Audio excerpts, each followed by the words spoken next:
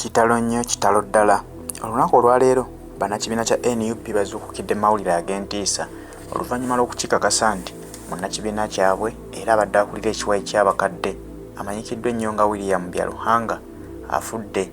Abangi babadde bamumanyi nga Jjajja Nuupu.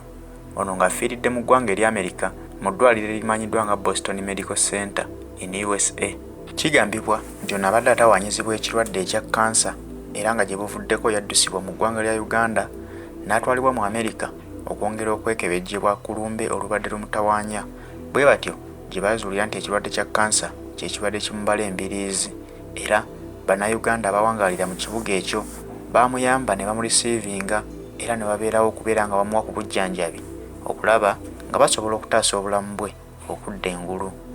Okusinziira kwakulira ekibiina kya National Unity Platform, Robert Kyagulanyi Ssentamu amanyikiddwa ennyo nga Bobi Wine agamba nti ono omwami abadde abonyaabonyezebwa ekirwadde kya kansa era ensonga lwaki yaddusibwa mu USA nti basaaliddwa nnyo omwami ono kubanga abadde yakalondebwa ku ekyo ekifo eky'okukulira abakuzeemu myaka mu kibiina kya National Unity Platform ate era nga abadde muntu ayagala ennyo amazima, abadde ayayaanira nnyo okulaba ku Uganda empya naye bw'atyo tasobodde kugituukamu kubanga Mukama Katonda asobodde omujjulula ku kiro ekikeeseza olunaku olwaleero.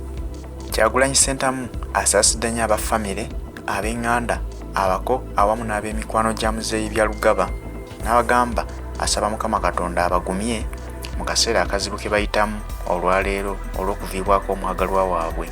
Byalugaba yeegasse ku munnakibiina kya NUP era yali munnamateeka Anthony Wameri nga naye yafiira mu ggwanga lya Amerika era nga naye obulwadde obwali bumubonyaabonya bwali bwa kansa era bwe butyo bwe bwamujja mu bulamu bw'ensi eno. Tusaba omwoyo gw'omugenzi Omukama Katonda agulamuze ekisa.